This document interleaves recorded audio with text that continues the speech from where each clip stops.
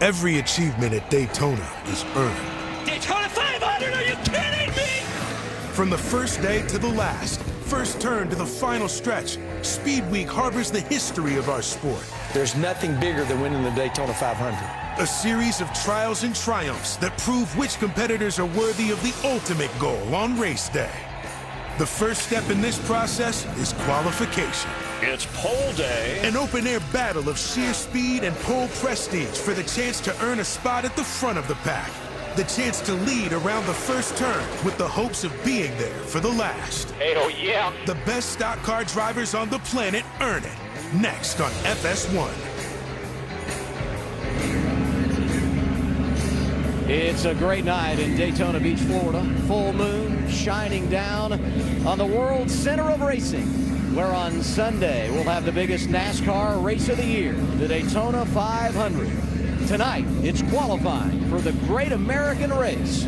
Who will win the most prestigious pole of the season? Welcome in, everybody, with America's crew chief, Larry McReynolds. I'm Adam Alexander. And Larry, there is no doubt the #1 goal this weekend, win the race on Sunday, but winning the pole tonight, that's pretty special as well. Well, this is a lap you start thinking about as soon as the previous season is over. Adam, I was fortunate enough to sit on 20-something poles throughout my career crew chief, and the one pole that I remember, I'd have to look in the record books for the other, but the one I can remember was 1995, coming here sitting on the pole for the Daytona 500 with Dale Jarrett. It's one of those laps, it takes every I dotted, every T crossed, everything your driver can give you, the race car, and every member of that race team. You know this, you've lived it. It's never easy when you come to this place, and these race teams, they had a curveball thrown at them after practice last night. Well, we've got this new car, and everybody's learning together. The teams are learning, NASCAR's learning, and they were skewing the cars. They were getting the right side of the spoiler out of the air trying to help straightaway speed. NASCAR said no. They don't like the looks of these race cars. They made a rule last night. All the teams had to adapt to it. Honestly, what I was told by drivers and teams, I think it was not helping that much. They may have done the teams a favor. Let me tell you this, when there's cars on track in Daytona, this guy's fired up. So is Clint Boyer. He's going to call qualifying tonight with the voice of NASCAR on Fox, Mike Joy. Hey, guys. Hi, Adam, and thanks. And hello, everybody. 7 of the 42 drivers here know the thrill of having won the pole for the Daytona 500, but how do you get it done? Is it the launch off pit road? Is it going through the gears, getting up to speed? Is it staying right against that yellow line? All right, if you're a driver, you already heard Larry. Larry's got my old hot rod ready to go. It's all about getting up through the gearbox. By the way, 5th gear, 5 of them babies. Pull that handle all the way to high gear, hold a pretty wheel, and make this track as small as possible. You got 1 lap to do it. And then if you're one of the fastest 10, you get to do it again because the 10 fastest drivers in round 1 will run for the pole. Here's Jamie Little. And Ryan Blaney in the second practice last night was top of the board. And Ryan, I know you guys did some mock qualifying runs. So what did you take from that kind of gives you hope for tonight to take that pole? Yeah, we did a couple and just kind of seeing what raw speed's in your car. I think we had decent speed, and we found a little bit our second run. You just kind of mess with what you think will trim it out a little bit more. There's not a ton we can do to them anymore. But I thought we had okay speed. I would have liked to have a little bit more. But what excited me about my car was we made a tiny little pack run, and I thought it handled really good in the draft of getting pushed, me pushing somebody else, and it drove really nice. So we might not have the fastest pace in our car, but I think it's really raceable. And that's something that I personally want. But you never know. Maybe we found some overnight speed and can try to put it on the front row. But looking forward to tonight and see what we got. Hey, it's a full moon. You never know what's going to happen tonight, Adam Alexander. The unknown, it's always a word that comes up when we come here to Daytona. We heard from Ryan Blaney. I know he had speed last night. Give me some other names to watch for tonight when it comes to going after the pole. Well, I think if you just look at the history, and we thought maybe this new car was going to change the landscape of things, but it looks like to me, if you're going to be a pole contender tonight, you better be part of the Hendrick Motorsports Chevrolet camp. Those 4 drivers, they had speed last night just like they've had for the last few years. They always come here to try to start Speed Week off right, and that's do it by sitting on the pole. 14 poles all time for HMS. That's the best ever, and we know they will be impressive here tonight. So there's always a lot of storylines anytime you come into a new season. And near the top of the list this year, that new car. Here's everything you need to know about Next Gen. They call it the Next Gen, but really, it's next level. Each manufacturer boasts a unique look and feel for the 2022 season. But all of these hot rods resemble the street-legal version now more than ever.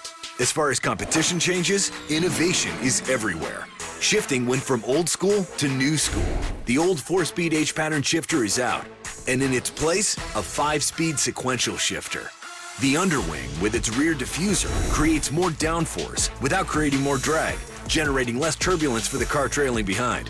They also look cool too. And let's not forget another brand new addition. A single lug aluminum wheel. Talk about a game changer. Not only does it give the car a completely new look, but we could be seeing sub 10-second pit stops. And that truly is next level.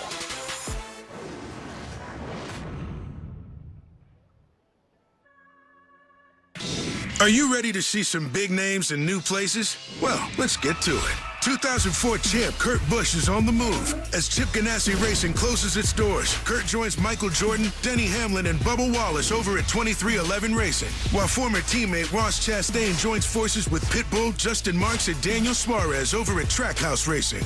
Another champ, Brad Keselowski, has been with Team Penske for 12 years. He's grabbed 34 wins and a championship in that time, but is now headed to Roush Fenway Keselowski Racing, where he will be a part owner of the team. So, to fill the hole at Team Penske, Austin Cindric moves up from the Xfinity Series into the number 2 car, and Harrison Burton replaces Matt DiBenedetto at Penske's satellite team, Wood Brothers Racing. And speaking of series movers, Todd Gilliland trades in his truck for a car, piloting the number 38 Cup Series car for Front Row Motorsports, while Ty Dillon returns to the series, driving the number 42 alongside teammate Eric Jones in the newly merged Petty GMS Motorsports team. And lastly, Justin Haley and Kaulig Racing are both going full-time Cup racing, with Justin in the number 31. Did you catch all of that?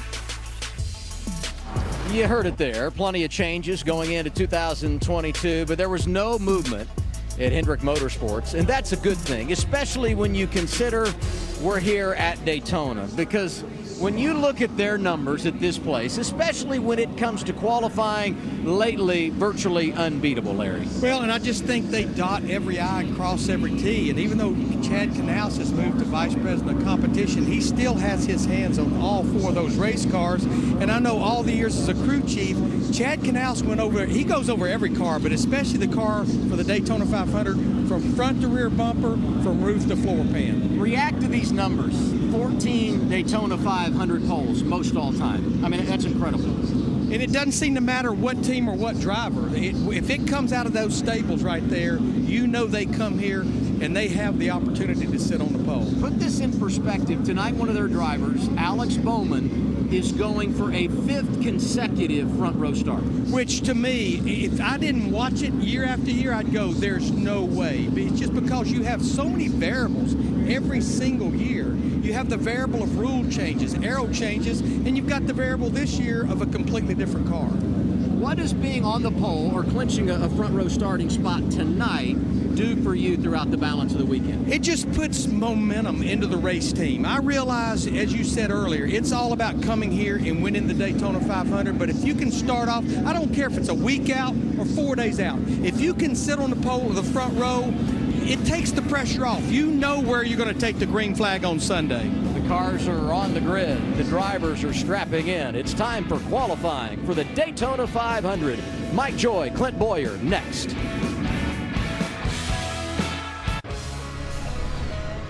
Welcome back to Daytona 500 qualifying, part of Speed Weeks, presented by Advent Health. 42 drivers set to take time, and at the end of the day, we will know which 2 drivers will start on the front row for the Daytona 500 and which 2 of the 6 open or non-chartered drivers will be locked into the 500 field. Beautiful day in Daytona today. A little scare of a sprinkle about an hour ago, but 66 right now. Winds out of the east. Should not be much of a factor. Track temp 70 degrees. Nice cool evening to make some horsepower. So let's get to it. Daniel Hemrick out of Kannapolis, North Carolina will be our first qualifier. He is the reigning Xfinity Series champion. He was the Cup Rookie of the Year in 2019, had a pole that season at Kansas in his Rookie of the Year campaign, then went back to the Xfinity Series, won a championship. He'll be full-time in Xfinity this year, and he'll do, he got the call from Chris Rice to do 8 Cup races for Colleague, which is a brand new full-time 2-car team in the Cup Series. And flex some muscle, you know, out at LA at the Coliseum, the Clash, man, they flexed some serious muscle, had good speed with both of their race cars out there. So I'd look for this group to show some speed right here in qualifying. 1 lap. That's all you get. No room for mistakes. No, you don't. And like I said, you just got to try to hold, you know, the wheel as smooth as possible, smooth and steady, and make this racetrack as small as possible. But as I say that, the only thing you can mess up, Mike, is get too low on that racetrack. If you drag down there and drag the splitter down on the apron, being too low, too greedy, it will cost you. And everybody will see it. Right. You can make them mistakes when you're out there in the pack, right, with 40 of them out there. You're out by yourself. You can do.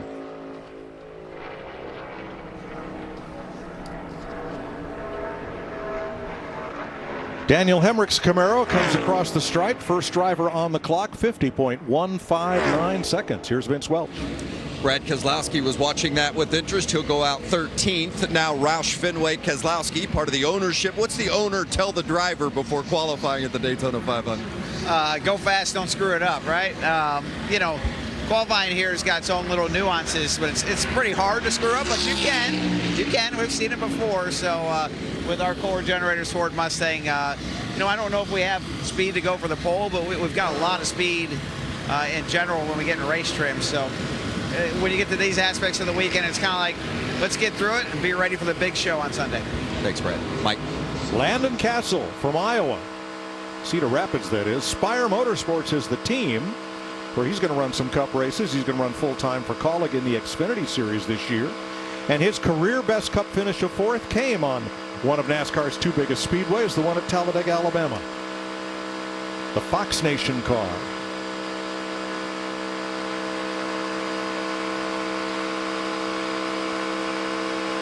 One of the things that you could do, again, something new this year, is having 5 gears, shifting to 5th gear, high gear. Some guys, I've been talking to some of those drivers, people are shifting into that 5th gear in different places.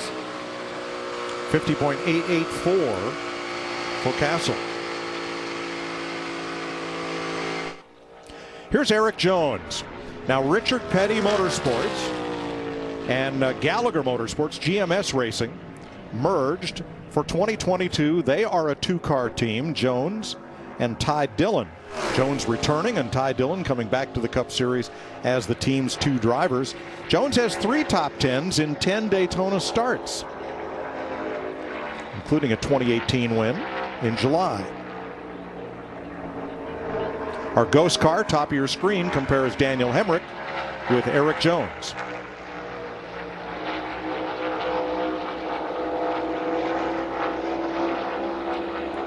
Jones just a little bit higher up the racetrack, enough to make a difference? Yeah, I think so. I actually do think so. He was up enough that, you know, you can noticeably see it, and obviously losing speed on the straightaways as well. So 50.218, second quickest for Eric Jones. Adam? Mike, we're joined by Vice President of Competition at Hendrick Motorsports, Chad Knaus. I think you should change your title to Director of Daytona Qualifying. We had the numbers. HMS is pretty good here on pole day. We have had quite a string of good qualifying efforts here at Hendrick Motorsports. I'm really proud of the effort that our team's put into that. It's you know, it's definitely something we focus on during the off season, is try to come down here. It's a good way to kick off the season, a good momentum builder. Obviously, if we get a good qualifying run here today, it'd be really special with the new Gen 7 race car. Yeah, Chad, I mean, the last 7 trips here for the 500, 6 poles, and you've had a car on the front row 7 consecutive years for the 500. We thought the next gen may be the equalizer, but based on last night, looks like we might be for more of the same. Well, we'll see. Last night was really difficult to really discern what everybody was doing. The track was very crowded all throughout practice, and a lot of guys were getting toes, and the ebb and the flow of the practice times was definitely moving around a good bit. But there again, I do feel like our guys did a really good job preparing our race cars, and they hit the track yesterday running really well. So I'm excited about it. It could be a lot of fun today for us. Good luck getting another pole. Thanks for being with us. Oh, thanks. And now we send it back to Mike and Corey LaJoie just finishing up his run from Concord, North Carolina. All 4 of his career top 10s have been on super speedways. 3 of them here at Daytona. LaJoie is 3rd. Here is the 2017 Daytona 500 champion. This is Kurt Busch, and he's with a new team this year. He joins 2311 Motorsports, teamed with Bubba Wallace. You can see in the ghost car right there, just pretty much from the word go, losing speed all the way through. I told you those Colleague cars had speed out there, and I look for them to have the same thing here. Chris Rice and company got some fast hot rods right there. Shots fired, first car out. Danny Hemrick. Tightening the gap you see to the fastest qualifier so far. The red box down in the lower left of your screen, and now that grows just a bit. Kurt's best start in the 500, 3rd in 2011 for Penske, Team Penske.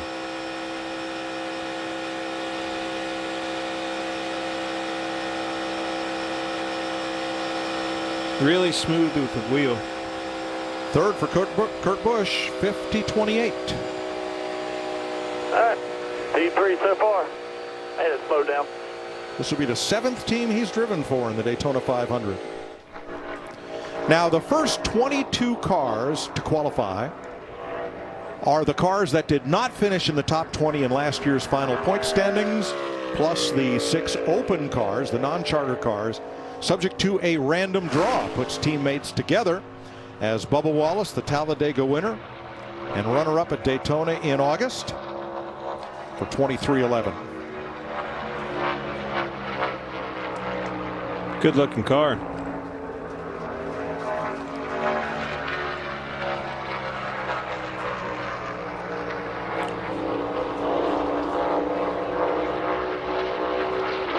Now in the upper left you'll see this chip that predicts where this car will land in the running order when his qualifying lap is complete, and Wallace moves up to 2nd there. And that's where he'll finish with a 50-19. Jamie? Ricky Stenhouse Jr. won the Daytona 500 pole back in 2020. So I see you watching each run. What are you looking for before you get in your race car? I'm just really kind of just paying attention to everybody's line that they're running, how far off the yellow line they're getting or how aggressive they're getting to it. And then also just looking at the wind. You know, you want it to be calm, or if you could have a tailwind down the back stretch and somehow have it for the front stretch would be ideal. But you know, the guys have been working really hard on just making sure we've got all the details in our Kroger Irish Spring Camaro, all the details buttoned up, and see what happens here. Always feel really good about, you know, getting in one of Brian Patty's cars for qualifying at a speedway, but he doesn't have as much confidence as I do. So I'm ready to get out here and see what kind of speed we have. But all in all, it's really cool to finally be here on qualifying night. Chase Briscoe, lower right of the screen. What was he doing with his left hand off the wheel, Clint? Oh, maybe waving to the crowd, maybe trying to fill that gap in between the winning net and the 8 post right there. Some shenanigans. There's some things you could do. I don't know if it works or not, but hey, A for effort. Well, he had 3 top 10s in his rookie season last year for Stuart Haas. Driving the what do you call it? The 14 ball that you used to run. There you go. This was down the back straightaway. Maybe he's just waving to somebody. I don't know. Maybe his father-in-law's down there or something. Maybe, I don't know. Not that I've ever done that in that maybe that very car. Exactly. So here is Eric Jones' teammate Ty Dillon.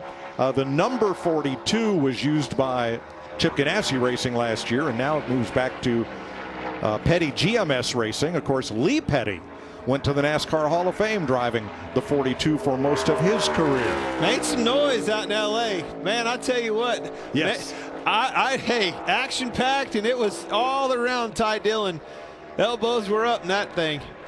He finished 6th in his dual race on Thursday last year, and half of his Cup Series top 10s have come right here. 5th for Ty Dillon. The motor running. Turn your alternator on. use your downshift, and check the brakes if you have to. 50-22, T5 right now. That says it all. Man, really tight right there. I mean, just in 8 cars, you got 3 20s and a 19. Very, very tight. As we start marching down through this, it's going to be interesting who's that top 10. Cole Custer for Stewart-Haas Racing in a Ford Mustang. 2020 Cup Rookie of the Year with a win at Kentucky Speedway.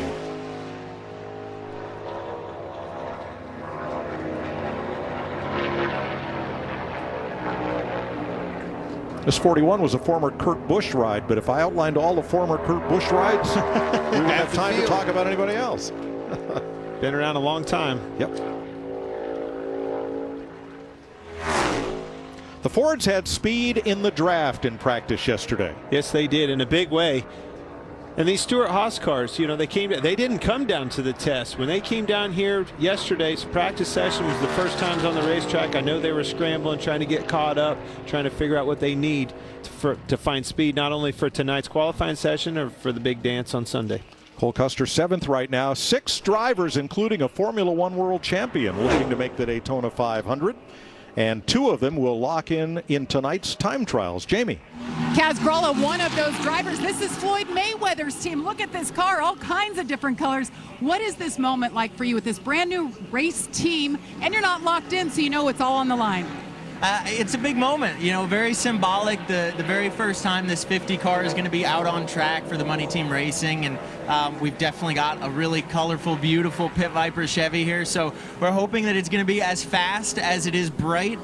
We don't know where we're going to land right now, but I can tell you I'm really, really praying that it's in the top 2 of the open cars, because I'll see really good tonight if that's the case. So we'll see what she's got. Whatever it is, we know we're prepared to make it through the duels if we have to tomorrow, but you know, a little bit of stress relief wouldn't be a terrible thing. Thanks, Kaz. Mike? Here's David Reagan, who had hung up his helmet but comes back to drive for Rick Ware Racing. His successes all come on the big tracks. He won here in July of 2011 and 2 years later at Talladega. But Reagan, 51-21. That's just a number, Mike. Speed. Yep. Really good drafter. Every time you look in the mirror, you're no one other than David Reagan, eating it up, trying to make a move on you. Always good, always finding a way to the front down here in Daytona. When David had all that success at Front Row Motorsports, he was teamed with David Gilliland, the father of this driver. Todd is making his Cup Series debut. He has 3 Truck Series starts at Daytona. He's a 2-time truck winner. His dad won the pole for Robert Yates here in 2007. I just love the way these cars look. This next gen car, they knocked it out of the park. The diffuser on the back you see right there, such an important thing. Not only as we see drafting and everything take place here at Daytona, but as we go through and progress all these different racetracks, short tracks, intermediates, it's going to be a big play, and I look for this car to make a lot of noise this year. Todd Gilliland checks in 9th. So 11 drivers have qualified. Among the next 11 to take through the track, Brad Keselowski and former Daytona 500 pole winner Ricky Stenhouse. 11 drivers have had their turn at the clock. These next 11 are also drivers who did not finish in the top 20 in the final point standings last season. And the open cars, 6 of them, 4 of which will qualify for the 500 and 2 will go home after tomorrow night. This will be B.J. McLeod from Wauchula, Florida. I think I drove through there Monday on the way to Sebring, but I blinked and I might have missed it. It's a nice little small town in Central Florida. Good looking car. Had his first Cup top 10 finish at Daytona when he ran 9th here last August.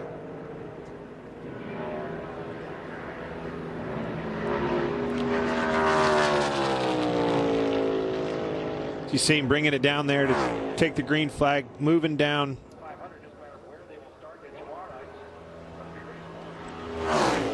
I'm really curious, Mike, to know, with this rack and pinion steering that we have, I was watching Kurt Busch in that in-car a few cars ago, how smooth he was holding that. That's something, obviously, a trick of the trade, right? Over the course of several years, I had kind of locked my elbow into my seat a little bit, into my hip, and that would help me hold the steering wheel, just as straight as I possibly could in the corners, and then just try to eye, your way around there of not moving that wheel. With the rack and pinion, that I wonder how much it scrubs off. That's what I was really interested with in watching this tonight. See McLeod's RPM fluctuating a bit from 76, 7,700 as he works his way around, and he will be 11th of 12 right now.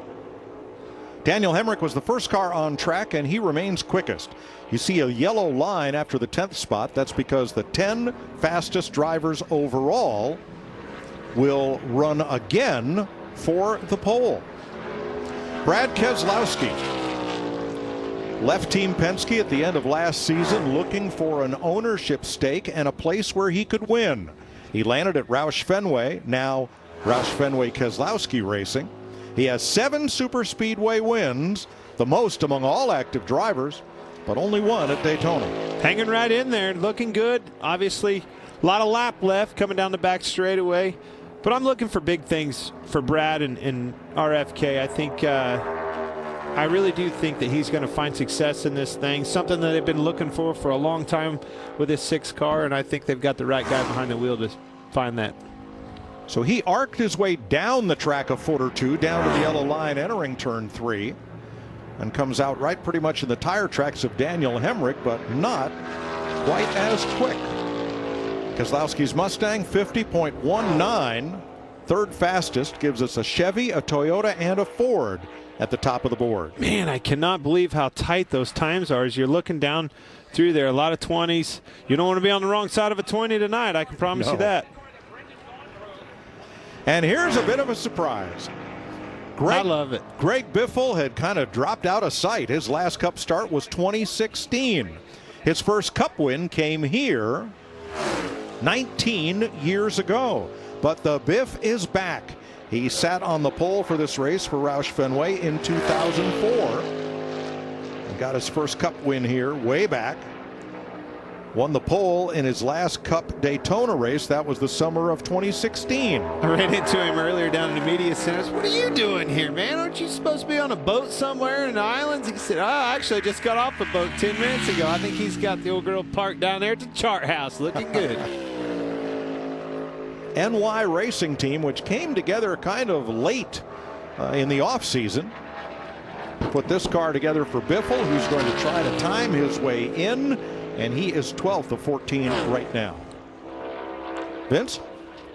With Kyle Busch coming up a little bit later, a surefire Hall of Famer, going to go down as one of the best ever in this sport, but still looking for that first Daytona 500 win. You got to be tired of answering that question, I know, but how's the mindset coming in here to the Daytona 500, knowing that really that is the one box you need to check off? Yeah, I mean, obviously, you come out here every year, you want to do the best you can, and for us in M&M's, we'd love to be able to win for M&M's in their final year and being here in the Daytona 500 and give them a Daytona 500 trophy on their way out. But you come down here every year working hard and doing your best and preparing the most you can, team, car, driver, everybody.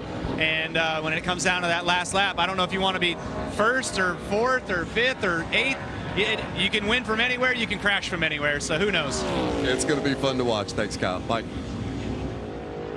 I want to be leading. That's where I want to be. Let him wreck behind you. This will be Cody Ware driving for his dad's team, Rick Ware Racing, multi-car operation. The biggest little team in racing, they call themselves. In addition to a full-time NASCAR schedule, he ran 3 IndyCar races last year. 50.92, 12th fastest.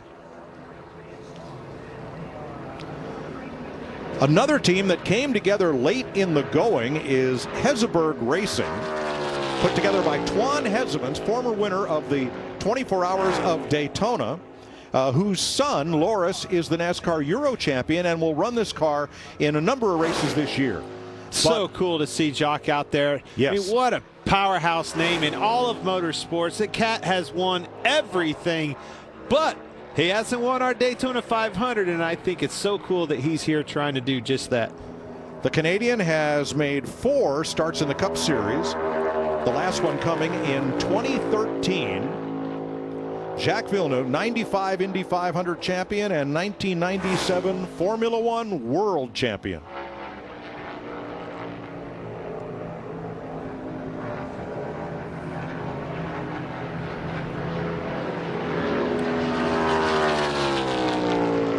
One of those 6 open cars, and he is 13th overall, fastest of the 2 open cars so far. Which is so important in what you just saw right there. 6 open cars, 2 of them are going to qualify in on time here tonight. Very, very important to see what he did being the lead car so far of those 6. From the suburbs of Boston, Mass, Kaz Gralla. He had made 3 starts in 2021, all on super speedways, finished 6th at Talladega. You won't miss that car out on track, and you saw the launch of Ricky Stenhouse, former 500 pole sitter. And right here is, as a driver, you hear him going up to the gearbox. I want you to listen to this, because this is where all the juice is squeezed from behind the wheel.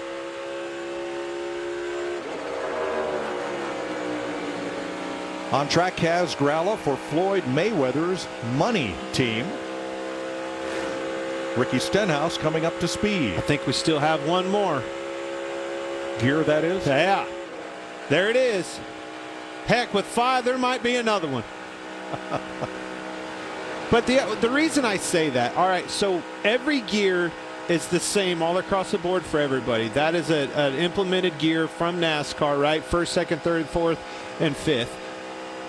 But every engine manufacturer and builder is a little bit different in the sense of how they pull through a torque range or how they want to shift. Do they want to ring that baby all the way out to the rev limiter all the way through? But don't hit that rev limiter. If you hit that rev limiter, blah, blah, blah, blah, blah, and that thing slows the car down, that's momentum loss that you will not gain back. So all those things are very important in hitting your marks. Stenhouse. He needs 6th gear. Yep. He's getting outrun, Mike. Now, by the way, Kaz Gralla, 2nd among the open cars. That means Biffle is going to have to race his way in to the 500. Very important right there. But if I need somebody to get me raced into the Daytona 500, I want that bulldog behind the wheel. Ricky Stenhouse, Daytona winner, July 2017. And we expected this JTG Doherty car to show a little more speed. I did. You know, Hendrick Brian Powell. Patty's always, he was my crew chief. We'd come down here, and he always has produced fast race cars. But there are a lot of different mentalities going into this race of the Daytona 500. Do I need a car to handle? Do I want downforce in it, drag, all those things? Those all play into a role in success at the Daytona 500. Stenhouse is 11th for now. Jamie? Joey Logano won the big race in 2015. Joey, based on what you're seeing, do you think you have a shot at the pole here?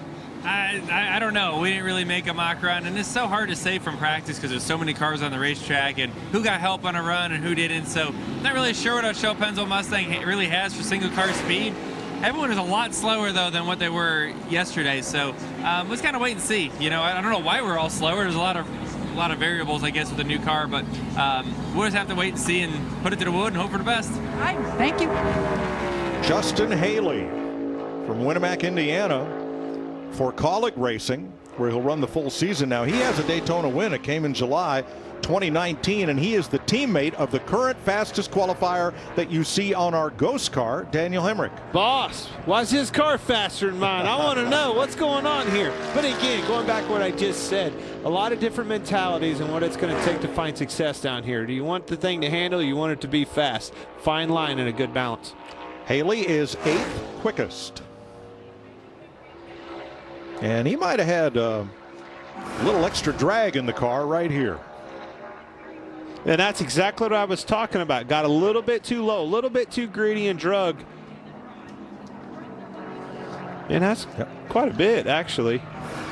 That's at turn 4. But I will say this, he had already lost his speed in the Ghost car, so I don't know how much that hurt him, but it hurt a little. She was dragging. That's scrubbing speed.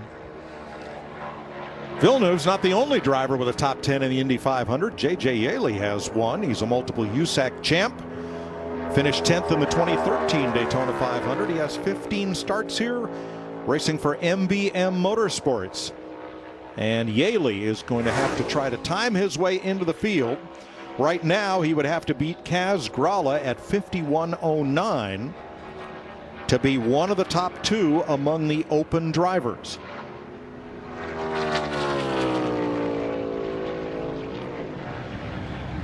Yaley, 52 seconds flat. There's your defending 500 champ, Michael McDowell. Vince. With Austin Dillon, former pole winner here at Daytona for the 500. What do you got this time? I don't know. I think that the Bass Pro Shops Tracker Off-Road Chevy should be pretty good. Really worked on handling more than anything yesterday. Not much qualifying speed, but it's good to see that Cog Racing 16 up top. I know that ECR's got some big power, and maybe we got a little bit more and go out there and have a chance this pole. Yep, we're about to find out, guys. Timmy Hill from Port Tobacco, Maryland, has 2 Daytona starts, a best finish of 24th 2 years ago. Very 55 and 66 for MBM Motorsports. Sorry, Mike. Very important lap right here. Another one of those 6 that are racing their way in. His dad tried to make the 500 in 1994 when we had really big fields and it was difficult to qualify. Jerry didn't make the race. He did make 8 Cup Series starts. Villeneuve and Gralla, 51.01 and 51.09. Right now have the top 2 spots of the open group. So far, so safe. 52.26 for Hill. And that will leave just Noah Gragson of the open cars to qualify, and we'll know which 2. We know Jacques Villeneuve will be in the 500. He's on the track right now. Noah is on the track. We're going to know. Tried to make the 500 last year, did not qualify. Racing for Beard Motorsports in the seat formerly occupied by Brendan Gaughan. The patriarch of the Beard family passed away last year. The family and the team decided to continue in his honor. They come to Daytona, they come to Talladega, and they usually bring a pretty strong piece. Absolutely. Brendan always shined. You know, every time he was in that thing, you'd look over your shoulder at the end of the race particularly, and lo and behold, there's Brendan Gaughan smiling. You can see him smile from ear to ear. Noah Gragson needs to beat 51.09 to lock himself into the 500 on speed. Otherwise, he'll have to try and race his way in tomorrow night on FS1. He does it. Sure does. 50.68. Noah Gragson will race in the 500 along with Jacques Villeneuve on speed. And these stars are coming up next.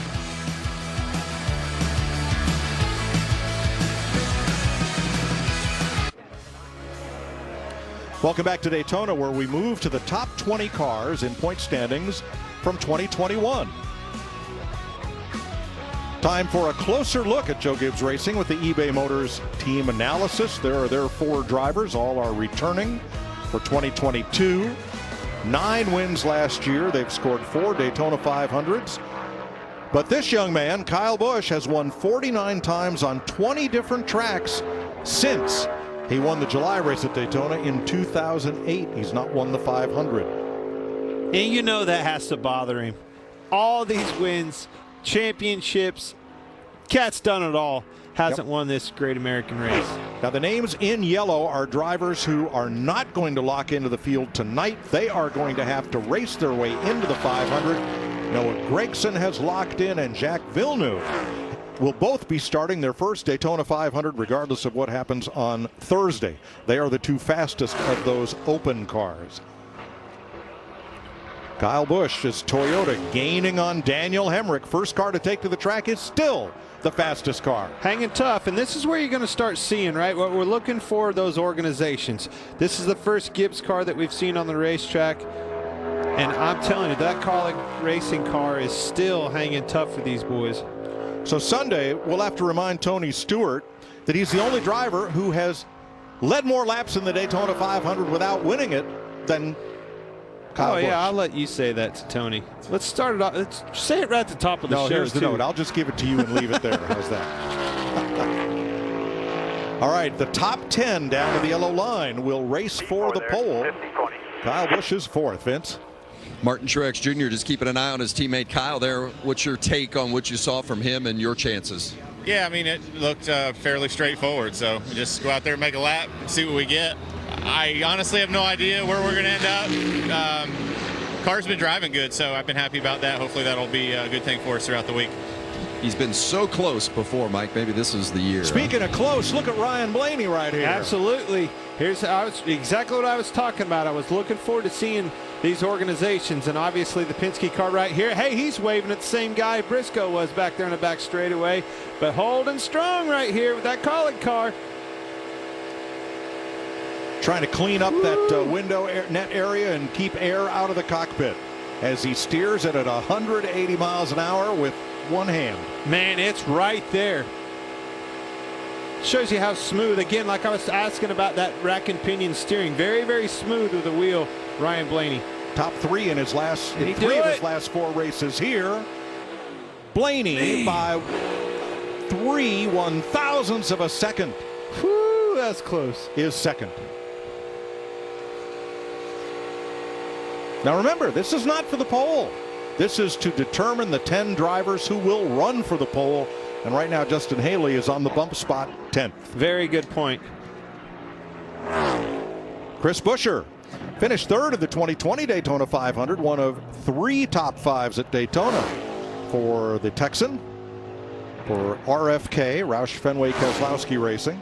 I look for this to be a good lap. His teammate Brad Keselowski obviously ran a teen right there in 4th place, but I don't see that happening with Buescher.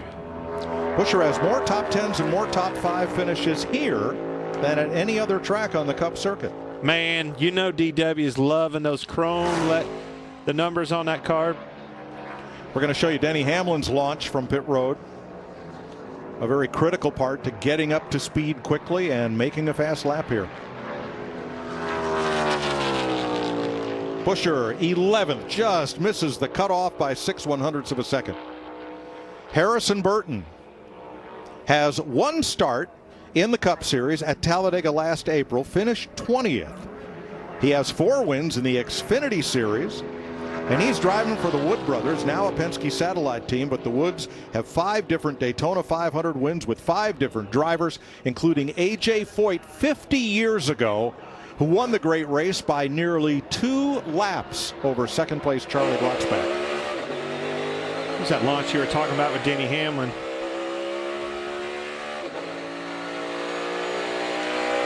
Man, he's focused. Look at them eyeballs.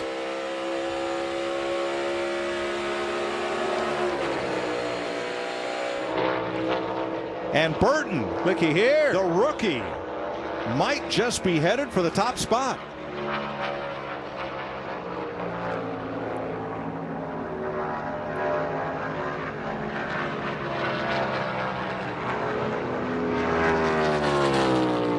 Top of the chart for the Wood brothers, 50-13, 2 1/100ths of a second better than Daniel Hemrick.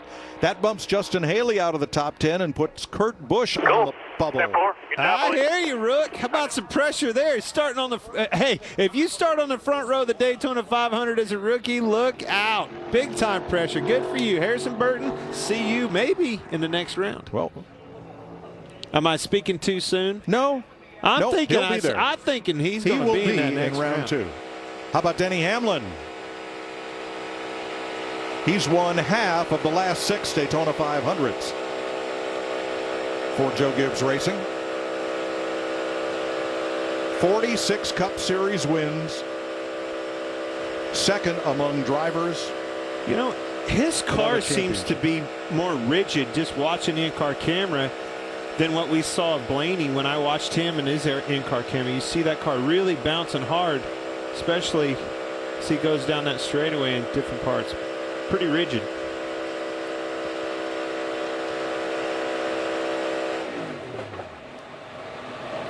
Second for Hamlin, 50-15.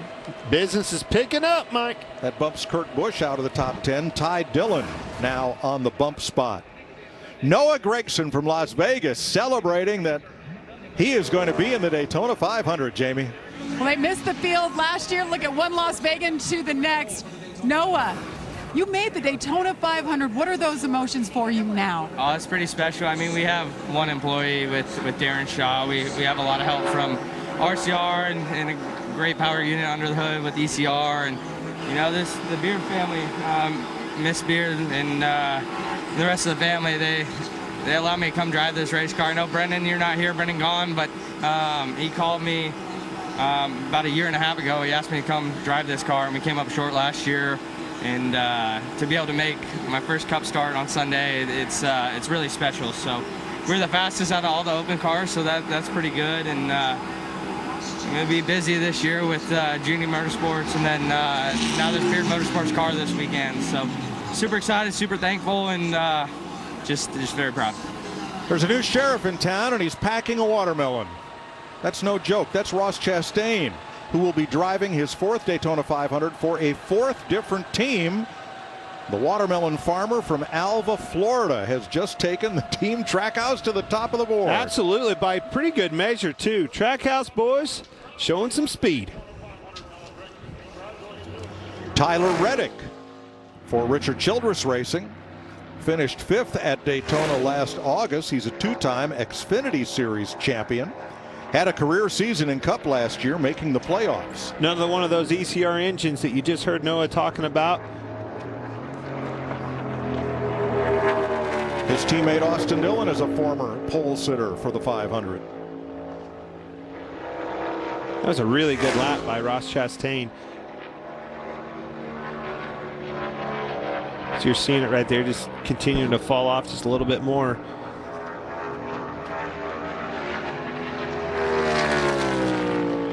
Sixth for Tyler Reddick, 50-19. And that will knock Eric Jones out of the top 10, moves Chase Briscoe onto the bubble.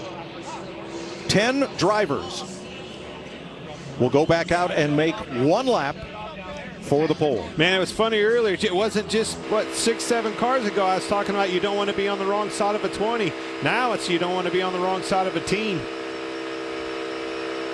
I can't figure out which person they keep waving to back there. Oh, with that hand out the left window? Joey Logano, right from the green flag, was right up against Ross Chastain's fast time. Joey's the 2015 Daytona 500 champion, but the last 5 races here has been shut out of the top 10. He won the Clash 2 weeks ago. Love the way this in-car camera is. Not only can I see every movement that Joey's making in that car, I'm going to be able to see cars as they approach him, move under him. Be a lot of racing. That's a great shot right there. Andy, you're sitting right behind me. I'm giving you props, baby. Good placement on this camera.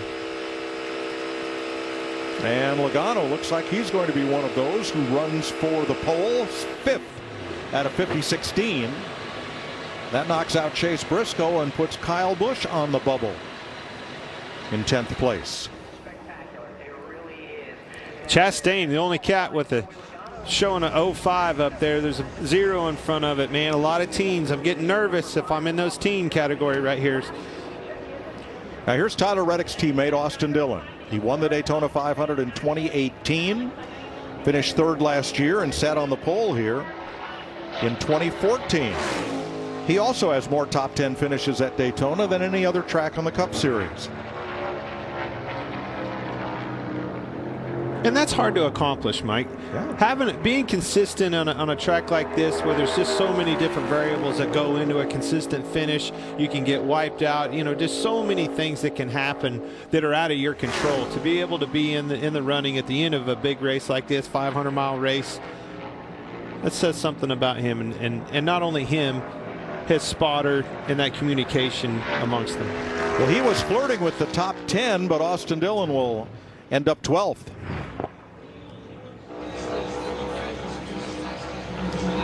Series champ Kyle Larson getting ready to run, and Daniel Suarez for Team Trackhouse is going to take us for a ride with our Fox visor cam.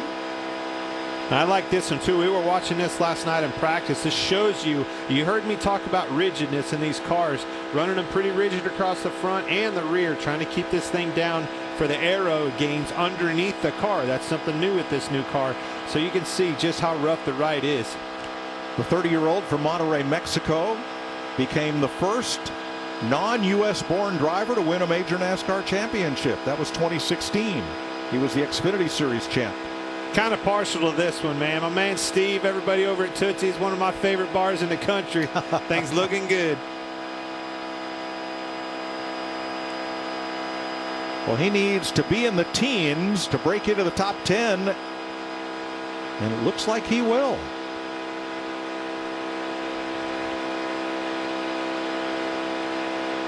Wow, Keep it running. fourth for Suarez with a 50-15. Great lap. Right now, P4. 15. 10 drivers to go. Ross Chastain is fastest.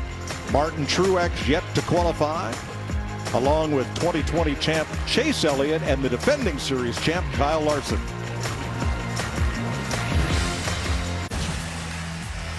Tomorrow night under the lights, the duel at Daytona. We'll get our first taste of super speedway race action and set the field for the 500. The engines fire at 7 Eastern on FS1 and on the Fox Sports app. 10 drivers left to go. Here's Christopher Bell in a Joe Gibbs Toyota. Ended the season with 5 top 10s in the final 6 races of the season. Here is Jamie with a driver who has almost a 1/10 of a second on the field.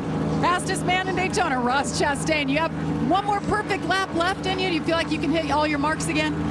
Well, that wasn't perfect for me by any means. I never do this stuff right, but that was okay. If I do that again, that's about all they're going to get out of me. No, it's just testament to the Trackhouse team, Advent Health Chevy. You know, the word, we went to LA and we didn't make the race, so it feels good to bring a car and that I can't mess up and they can put it that fast is really cool.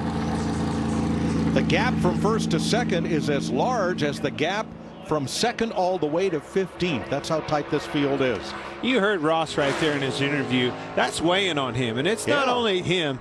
You know, you had a champion in Kurt Busch go to the house. Those guys they're frustrated with that, and I think they're going to be on a tear here in Daytona, and obviously their speed is showing that. Right now, it takes 50-19 to break into the top 10. I think it's going to take a 15 or better to make it into the second round. I don't know that I've ever seen in my career times this deep through the field as tight as it is. It shows the parity that we have with this car, and obviously that was the intention all along. Christopher Bell is going to bump into the top 10. 8th at a 50-18. That knocks out Brad Keselowski, and it moves Bubba Wallace onto the bubble. With 9 drivers to go, Ross Chastain is now assured of moving on to round 2. Martin Truex for Joe Gibbs Racing sat on the pole here in 2009 for Earnhardt Ganassi Racing, and he was strong coming to the green. Looky, looky, looky, Mike. Oh. Man, it's so close right there. Rolled through 1 and 2 extremely well, and then all of a sudden it come off of 2, starting to get pulled down the backstretch. Some of the variables there that are going on too, that is something that it's under the hood, is temperature related. You know, there's a block off plate behind these radiators, and teams elect to either block that thing all the way off or run it open, and the temperatures that are created within that decision create some of that speed that you see as well. So I would kind of be interested to see if that's what we saw. Martin Truex moves to round 2 with a 50.07, knocking out Bubba Wallace and moving Tyler Reddick onto the bubble. So close. Top 3, Chevy, Toyota, Ford, Chastain, Truex, and Harrison Burton. Kevin Harvick, 2007 Daytona 500 winner. After 9 wins in 2020, he went winless last season for the first time in a long time. He has 1 front row start at Daytona in the 500. It came in 2002 for Richard Childress. Looking at his steering wheel right there, it looks like he's got kind of grippers, if you will, where he's holding his hands. And another thing that I've noticed is how he's not holding that steering wheel with his thumb anymore. That's something that with this new rack and pinion steering that we've learned with dirt cars, if you wreck with a rack and pinion steering, it's very strong. If you hit the wall or something else, it could rip the wheel out of your hand and break your thumb. So that's an old KG veteran right there, driving with his thumbs not in the spokes of that wheel. A quarter second off the fast time. Kevin Harvick is 19th. And Tyler Reddick hangs on to the 10th, the bubble spot, to see who will run for the pole. Michael McDowell last night was fastest in the first practice session. He is the defending Daytona 500 champion, getting his first Cup Series win here last year in his 358th start.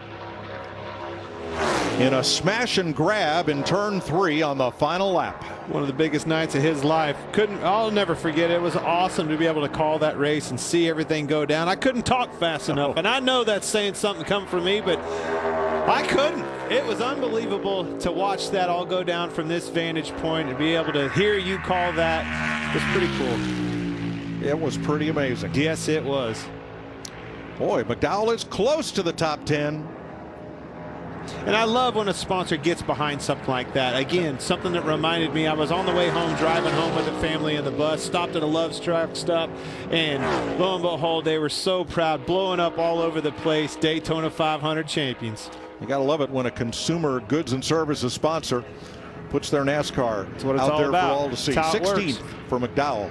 Chase Elliott, the sport's perennial most popular driver, has 3 straight top 10s at Daytona in 12 starts. Here's these Hendrick cars. Everybody's been talking about them. Says that they're almost sandbagging. They're thinking, oh, it's the rumor in the garage.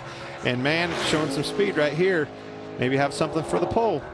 Chase was the 500's youngest ever pole sitter in 2016.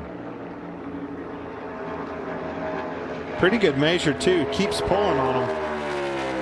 A lot of speed down the back straightaway. Wow, a full car length of advantage going into 3. Woo, this is going to be a lap down in the 49s, I'm thinking.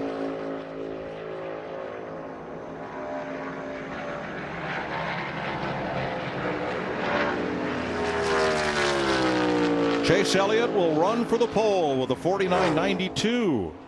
Shots fired. Yep, that pops. Good job there. Deliver your stuff. Pops Tyler Reddick out of the top 10. Christopher Bell now on the bubble. 4 Chevys, 3 Fords, and 3 Toyotas right now in the top 10. And if you're going to have a chance to pull, you're going to have to beat this cat right here. Alex Bowman and company in this 48, they mean business. They're on the front row every time we come down here. And just like you're seeing right there, beating even their own teammates at speed. Alex Bowman for Rick Hendrick in a Camaro. 4 straight front row starts in the Daytona 500, and that is a record. That includes 2 poles and 2 outside poles for he and crew chief Greg Ives. These boys are in trouble. Hendrick Motorsports came, and they mean business. No 50-second laps for that group. They may all be in the 49s. Oh, surprise. Top of the chart for Bowman the Showman, 49.87. P1 right there. Just tip of the cap to Greg Ives and that whole crew for continuing to be able to bring speed. Again, it's one thing to beat the competition, the rest of the competition. It's another. There's 3 other cars in that stable that you have to outrun somehow, some way, with the same tools in the toolbox that you have. Eric Almirola has said this will be his final full season in the Cup Series. He came within 1 corner of winning the 2018 Daytona 500. He got Austin Dillon. Has 3 Cup wins: Daytona in summer 2014, Talladega October 2018, and New Hampshire last year. A lot better lap than we've seen out of his teammates Chase Briscoe, Kevin Harvick, and Cole Custer. This lap looks really good. I think he's definitely going to be in a final of round of 10. Yes, he will. 49.94. He is the first Ford to go under 50 seconds and the 3rd driver overall. Great lap. So Almirola knows he will run for the pole along with Hamlin, Burton, Truex, Chastain, Elliott, and Bowman. William Byron went to the local New Smyrna Speedway the other night, won the Clyde Hart Memorial for late models. Might not be the only thing he's winning. 2 top 2 finishes in his last 5 Daytona starts, including a win here in August of 2020. Pole sitter here with crew chief Chad Knaus. in 2019. That was his first of 7 poles. And you know Jeff Gordon's going to tell us, you know, he got out of the booth so I could go there and make sure all my guys run up front. I ain't having it. There's no way he had anything to do with this 24 car being up front. But maybe he did. You know what? I'll bet he'll be in the picture. You know that. Top of the heap for Willie B. Bad. 49.76. Drive it back like we talked about. I'll take care of the brakes on your way back. Hey, there's you still think one we're done? more. And it's the defending series champ, Kyle Larson. You know, he's never had a top 5 finish at Daytona or Talladega. That may change now that he's the champ. His best start in this race was 8th for Chip Ganassi in 2020. Right now, Hendrick Chevys have the top 3 spots, and it looks like they're going to go 4 for 4. It looks like they're driving the same car. There's 2 cars right there, and they are overlying one another. I cannot wait to see this final round of 10, because there's another aspect to this, right? We're watching this first round right here, and one of the things you have to be careful of, you got to, you know, if your brakes are probably pushed back, so you got to be careful getting back around there, using all those gears, downshift, get this thing slowed down and not drag much speed out of it, because they want to use this for the second round. We'll make the next round, so remember what we talked about. It's exactly what he probably was telling him right there. No question. Kyle Larson second, 49.78. All 4 of Rick Hendrick's Camaros are under 50 seconds. Wow. What are you thinking if you're the competition right now, Mike? What are you thinking if you're Daniel Hemrick? You led this qualifying session all the way until the Hendrick cars came out, and now you're not even in the top 10. I'm pretty pumped up about the speed in my car if I'm Daniel Hemrick, and I think that says a lot about that team bringing the cars that they did down here. So here's the Blue Deuce for Team Penske. Well, it's usually blue, white, black, and red this weekend. Austin Cindric, Xfinity Series champion, and won the Xfinity race here last year, then finished 15th in the Daytona 500. And he raced here a few weeks ago in the Rolex 24 Hours. I look for big things out of him this year. I really do. I think he's just he's a smart, he's going to be calculated, and I like watching him. A couple of weeks ago at the Clash, he put on a show. He showed his aggression, and he's not scared to put it in there and ruffle some feathers, and I like that out of a rook. Misses it by 5/100ths. Cindric is 21st. There are the 10 drivers who will go back out and race for the pole. Daniel Suarez, the 10th of those. Top of the board, Chase Elliott 4th, Alex Bowman 3rd, Kyle Larson 2nd, and William Byron 1st, all for Team Hendrick.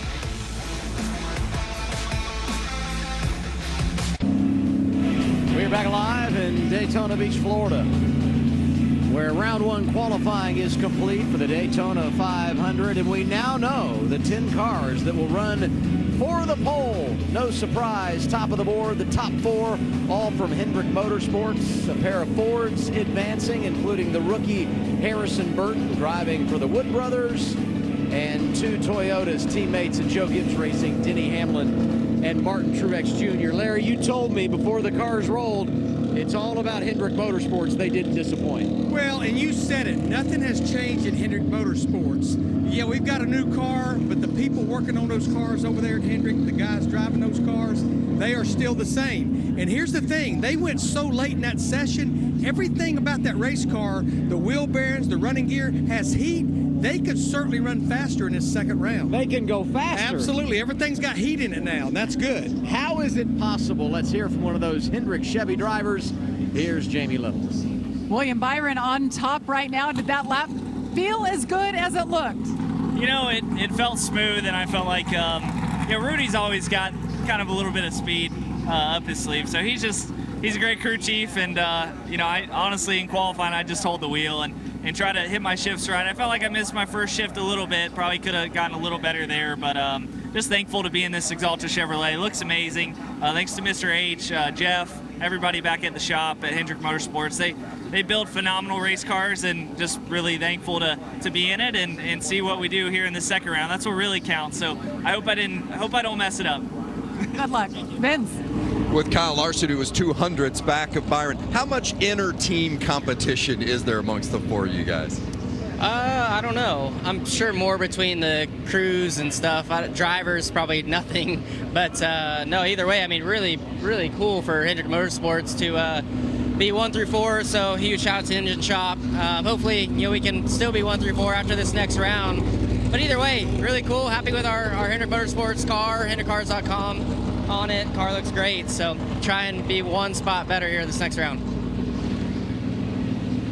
Well, there's no doubt those Hendrick Chevys have stolen the show here. 2 other Chevrolets advanced to the second round of qualifying. The Trackhouse guys are fast, Larry. Yeah, they have to be awfully proud of that effort. This is only the second year for Trackhouse Racing, and think about all the changes. A new shop, adding a second team, so they have to be happy with this effort right here, knowing that they're going to be inside the top 10. But then the 2 Ford drivers, Eric Almirola carrying the banner for Stewart Haas Racing over there, 5th quickest, and then Harrison Burton. Think about this, the 21 car. Trevor Bayne won the 2011 Daytona 500 in his second career start in the Cup Series. This will be Harrison Burton's second career start. This race, all about history. Could history repeat itself and Harrison Burton get his first win here on Sunday? He's one of those drivers going for the pole. Cars back on track when we return to Daytona. 6 cars came here not locked in. Noah Gragson, Jacques Villeneuve have put themselves in the 500 with their qualifying run tonight. Gralla, Biffle, Yaley, and Hill will have to race their way in tomorrow night. That's where the drama will come, Mike Joy. Thanks, Adam. So happy for Beard Motorsports, as Gregson told us, the smallest team here, and they're going to be in the big race on Sunday. So 10 drivers are about to run for the pole, Clint. In 2019, Rick Hendrick Chevys swept the first 2 rows, all 4 spots. Who has the best chance to put a dent in that fearsome foursome? Well, and that's exactly what I was looking at right there in the break, and I think you have to look no further than Eric Almirola. I think he has a chance at a 90. He's so close to breaking up all 4 of those Hendrick cars. I think he's the one that I'm looking at, but it could be anybody. Little tricks up your sleeve, the last 10 right here, this is where it's all about. Boy, if this is his final 500, what a feat that would be. We're about to set the front row for Sunday's Daytona 500. 10 cars, 1 lap.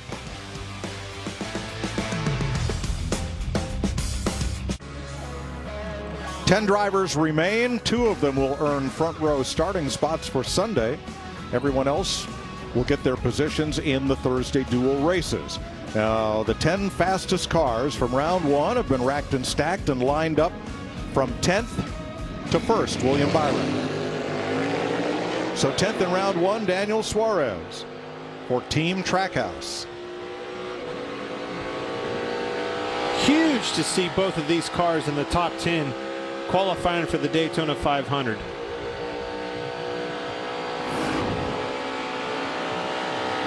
All right, so why do you want to run up top coming out off pit road like that? Right now, you want to make that track as big as possible.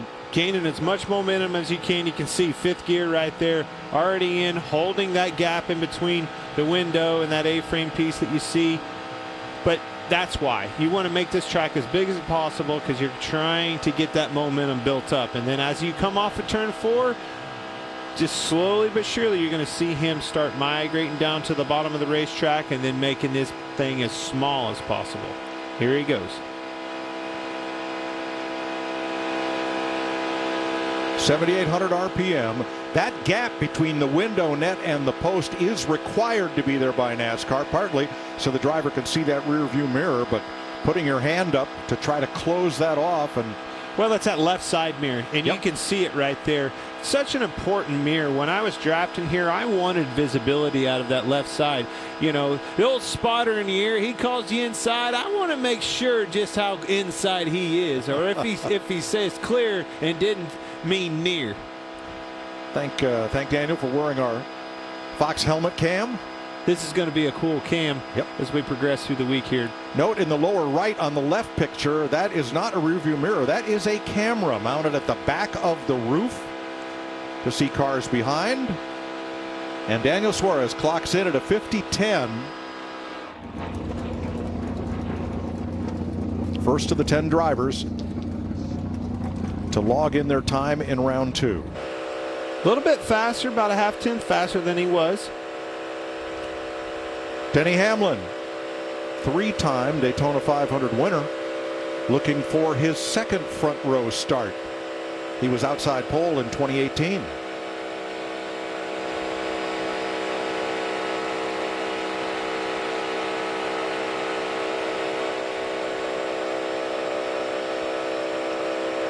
Seems to be just losing the speed more so in the corners than down the straightaways. As that number in the red box grows, that is the difference between Hamlin and the pole.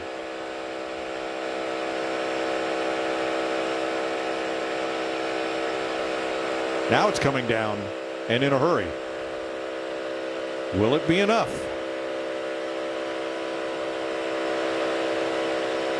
Yes, Hamlin is quicker by 3/100ths of a second. I don't know what happened there. Oh. Obviously, our ticker was off a little bit, or he just decided to floor it coming off of turn 4, okay. Which I don't think is the case. Okay, Tom Cruise, grab another gear in turn 4, right? Maybe he forgot about 5th gear until he got off of 4. We might have had a little bit of corrupted data there. We'll check on it. All right, Harrison Burton. I had dinner at the next table from his folks last night, and Jacob Ullman was right alongside. We had a great conversation. Jeff and Kim Burton really excited for what Harrison has done, what he's accomplished, and the promise of this great season. And Kim said she's going to be a nervous wreck throughout. Oh, I don't know how she's going to stand it. Nope. We've watched her its whole career. But they can't wait to see it unfold.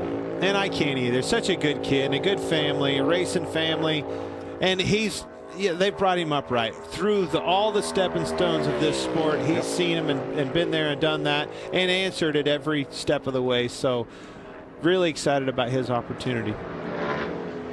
Well, he got within 0.6 of a second, or 6/100ths of a second. 50-13 for Harrison Burton. 6/100ths off pole, currently held by Denny Hamlin. There's Hamlin's teammate at Joe Gibbs Racing, Martin Truex. It's interesting to me to see those in-car cameras, and some just seem to be, more rigid on the suspension than others. You can see Martin really bouncing around. But fast. Yeah, but it was, his own teammate didn't seem like it was as rough riding as Martin's is right here. That difference right now is 8 times as much as the gap by which Truex lost the 2016 Daytona 500 to the number 11 of Denny Hamlin. Well, you can see it right there in the speed chart. The old Ghost Tracker doesn't lie. Maybe that rigid bouncing around, juice is worth the squeeze.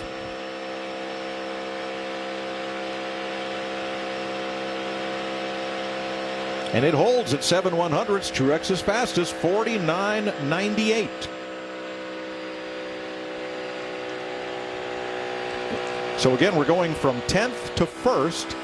Using the times from round 1 to line these cars up, you would expect that each car will get just a little quicker. And because of the reasons that Larry talked about, all your lubricants, everything in the gearbox, all the way through, wheel bearings, all of that stuff is up to temperature where it wants to be and where it performs the best. So these laps, I look for all of them to be a little bit faster.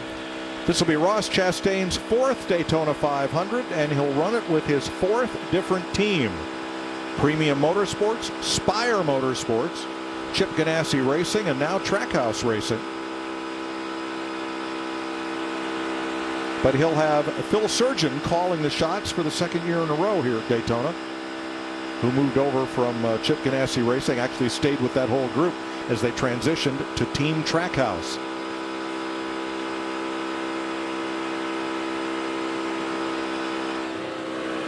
.50.04.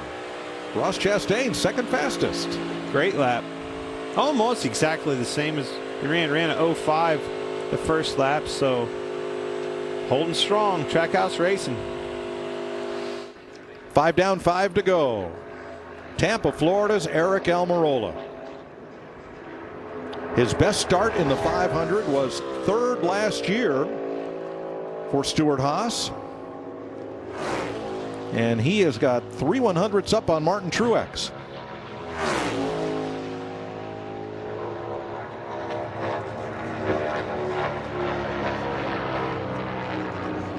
And you could see the front end of that car really bouncing around, going back to that rigidness that I was speaking of.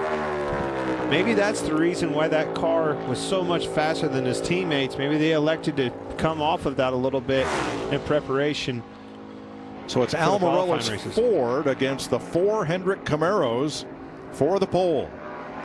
He keeps picking it up. Sure does. Fastest 49.85. That's strong. That's going to get the old Hendrick boys' attention. Yes, it will. And I said it, man. If anybody can interrupt the old Hendrick brigade, it was going to be Eric in this 10 car. And certainly a very fast lap right there. Picked up probably the most out of anybody in from their first lap there. So from 4th to 1st, we begin with the Hendrick Camaro of Chase Elliott, the 2020 Cup champion and 2-time Daytona 500 pole sitter. Man, you see it right there. Eric just got through 1 and 2, got through the corners better, and is pulling him all the way through, just flat out faster. I think he's going to break up the old Hendrick foursome here. Hendrick Motorsports had the first 4 starting spots in 2019. That does not appear it's going to happen here. Going to be a Ford in between them.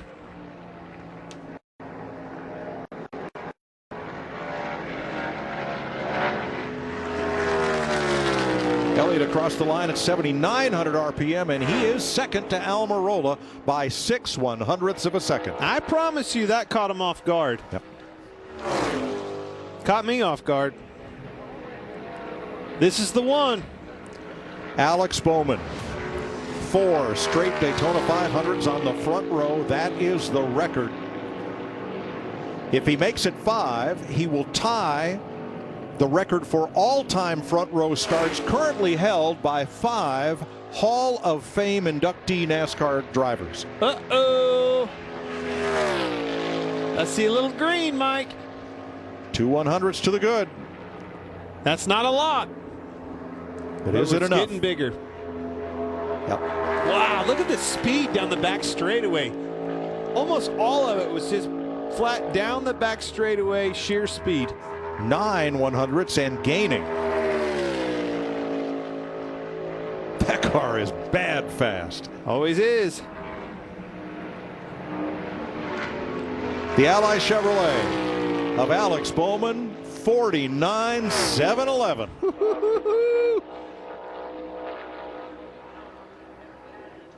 That's got front row written all over it. That's the biggest pickup by far. He ran a 49.87 the first lap to a 71 this lap. I told you, old Greg Ives always has a little extra up his sleeve. Kyle Larson was a 49.78 on his first lap. He needs to improve by 7 100ths of a second to knock Bowman off the pole.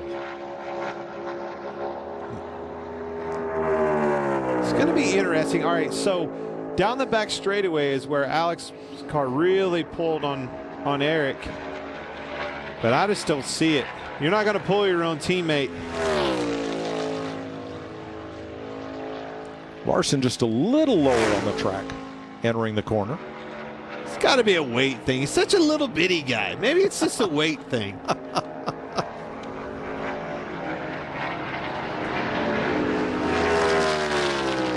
Larson to the top of the board, 49.68. I hear you, Kyle. Going right now with a 68. That's One more to go. Cliff Daniels. He's so serious. Like, always. He just was the fastest car out there, and he's just very matter of fact, very serious. Well, we seem to be the fastest right now. If William Byron runs what he ran in round 1, he'll be 3rd. If he can pick up a 10th, he'll be fastest. They're driving the same car again. And he will spoil Alex Bowman's party. So you see right there, Alex was just a little bit higher. And to me, it seemed like Kyle Larson in the 5 car pulled him. But honestly, you can see it just stretching it out. The speed in that car is just a little more everywhere.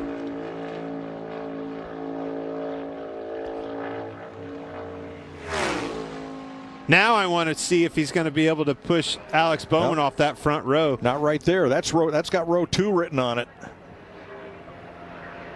Byron needs to close that up a couple of hundredths, and he is third. So Rick Hendrick's Camaros sweep the top 3 spots. Larson is the Busch pole winner for the Daytona 500. Alex Bowman has now started 5 Daytona 500s from the front row. A consecutive record. Guys.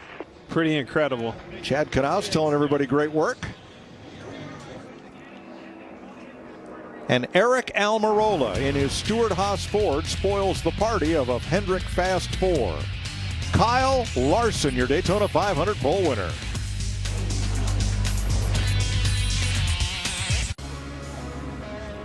Kyle Larson has won the pole for Sunday's Daytona 500. 2:30 Eastern, 11:30 Pacific, only on Fox and the Fox Sports app. The biggest day in stock car racing. And the defending series champ will lead them to green. Alex Bowman extends his record of consecutive front row 500 starts.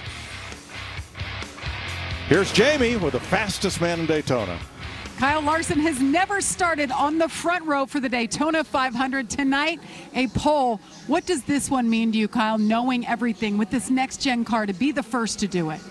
Yeah, it's really neat. It makes me just, I mean, anytime I think you're really proud of your team to get a pole here, because this is the littlest that it has to do with us drivers is qualifying at super speedways. So just a huge thank you to the engine shop at Hendrick Motorsports, everybody who's had a part in touching these vehicles, whether it be on the computer, engineering, or just hands-on. It's really neat. So just awesome to speed in our HendrickCars.com Chevy, and hopefully this is the beginning of a really good weekend. Mr. H, Rick Hendrick believed in you, brought you over here a year ago. He just called you. What did he say? He said he loves seeing that HendrickCars.com Chevy on the pole. So that paint scheme means a lot to him and Linda, and it means a lot to the whole Hendrick Motorsports family. So to have it on the pole at the Daytona 500 is really special, and I think it'd just be even more special if we could win the duels tomorrow and go on Sunday and win the 500. Kyle Larson, your pole sitter. Let's go over to his teammate who's starting next to him. Vince? Well, and Jamie, Mike mentioned 5 straight Daytona 500s on the front row for Alex Bowman. It's a record, and what an accomplishment for you and the organization. What's it mean to you? Yeah, thank you. It's unbelievable. I've come down here not locked in, qualified poorly, had to race our way in. So it just says so much about Hendrick Motorsports and all these guys. Congrats to the 5 on getting the pole. It's cool to have the record, right? But I feel like Greg Ives and my race team should be the ones that get the credit for that record. This driver doesn't really have much to do with it, but glad I didn't mess it up for them, and really happy for Ally and Chevrolet. Cool to be a part of it. Knowing you have that singles car speed, what kind of encouragement is that for Sunday as you look ahead to the Daytona 500 and possibly getting that trophy? Yeah, we've found out every way to lose a 500, I feel like, so hopefully we can figure out how to win it on Sunday. But we've just seemed to not be able to make it to the end. We can get close to the end. We can crash in the beginning. We can crash in the middle. Hopefully this is one that we don't crash at all, and we can finish the job, because we've always had really fast cars down here, and I feel like I kind of know what I need as a speedway racer. We just kind of tend to get caught up in the wrong place at the wrong time, and hopefully we're going to avoid that. Yeah, great job tonight. Mike? Well, Vince, the 5 prior drivers with 5 front row starts in the 500 are all Hall of Famers. Bill Elliott, Buddy Baker, Cale Yarborough, Jeff Gordon, and Richard Petty. That is some fast company.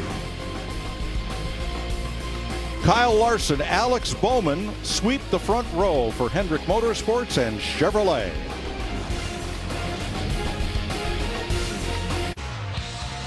Alex Bowman extends his qualifying streak. Champ Kyle Larson picks up right where he left off in Phoenix last fall. Noah Gragson, Jacques Villeneuve know they'll be in the 500, and Eric Almirola spoils the Hendrick front 4 party. Wow, a lot to unpack here, but a lot of fun. Oh, absolutely. Rick Hendrick still owns this day. Yes. Qualifying day, him and his boys, they came, they meant business, and they took care of it tonight for qualifying. But now, all right, I've got a lot of teams, a lot of organizations I'm looking at. Are they going to handle it good? I can't wait for these dual races tomorrow night. Well, let's take a look at the starting lineup for duel number 1. with Larson and William Byron on the front row, Chase Elliott, so 3 of the Hendrick cars there, Ross Chastain and Daniel Suarez. Those both Trackhouse cars. Yep. Ryan Blaney for Penske. Chase Briscoe back there, row 5. These are the ones that I was wanting to talk about. Ryan Blaney, we heard him say in the draft he really loved the speed in his race car. Tomorrow's show. His new Penske teammate Austin Cindric also in this race. And there'll be drivers like Kaz Grala, J.J. Yaley trying to race their way into the 500.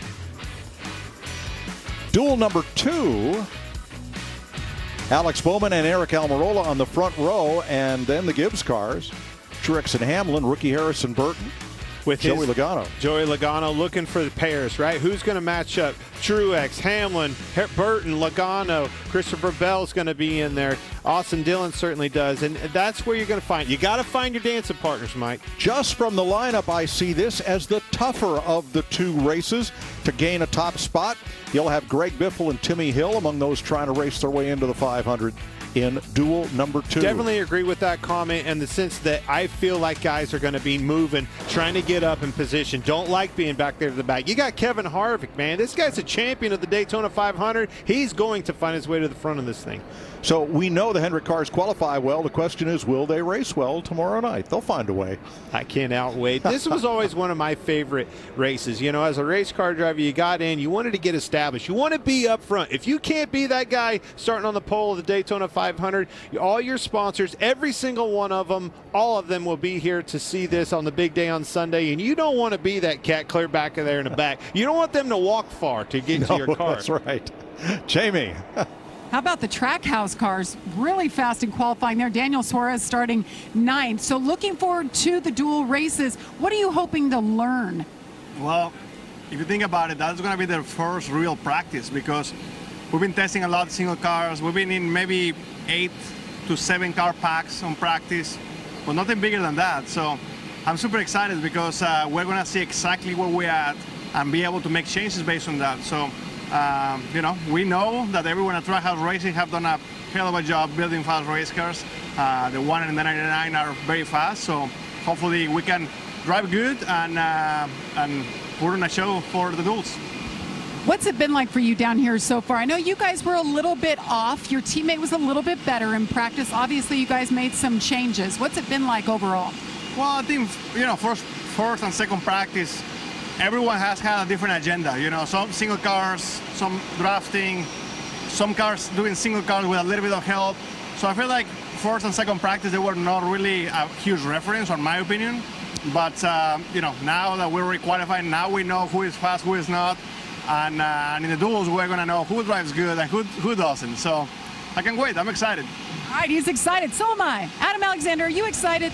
I am fired up for Sunday, and I'm in disbelief once again at just how good these Hendrick cars are every time we come to Daytona and qualify. And what about Kyle Larson? 10 wins a year ago. He's the champion, now the pole sitter for the 500. You just expect him to win on Sunday, Larry. But I found it interesting on our Race Hub show today. We asked him about super speedway racing, and he says, even though I've been doing it for a number of years, I'm still searching. He has never had a top 5 finish at Daytona or Talladega. I reminded him, this is only the second year you'll be in a Hendrick Chevrolet, though. For Larson and Bowman, you're locked into the front row for the Daytona 500. How do you manage those qualifying races tomorrow night? Well, I think that's going to be on the shoulders of the crew chief, Cliff Daniels and Greg Ives. You know, you want to weigh out risk versus reward. These guys are racers, though. They want to go after the next trophy, which is tomorrow in the dual race, but you want to make sure you take the green flag from the front row on Sunday to get that big prize, the Harley J. Owens Trophy. A lot of conversation tonight about these Hendrick cars. They have been incredible, but one more attaboy for Eric Almirola. Here's Jamie. Yes, 4th on the board there. Big smile all around. What speed you just showed. Now looking ahead like we all are, what are you expecting getting to race this for the first time here? I don't know.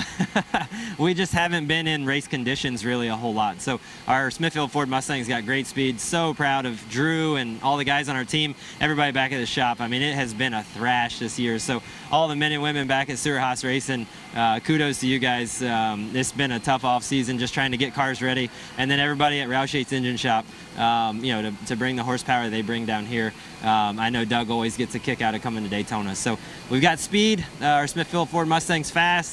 but I have no idea, Jamie, how it's going to drive in the race. I'm a little bit worried about it. Everybody's cars don't look like they handle that great. They're all kind of bouncing around, so we'll see. We all got to be kind of careful and try and protect these race cars and get them to the Daytona 500. Eric Almirola, a driver that feels like this place owes him one, almost won the 500 back in 2018. Here's what's on tap tomorrow. Camping World Truck Series practice at 5, a race day for the duel at 6, and then it's the Blue-Green Vacations duel at 7 p.m. Eastern Time on FS1. Thanks for watching tonight, everybody, and congratulations to Kyle Larson.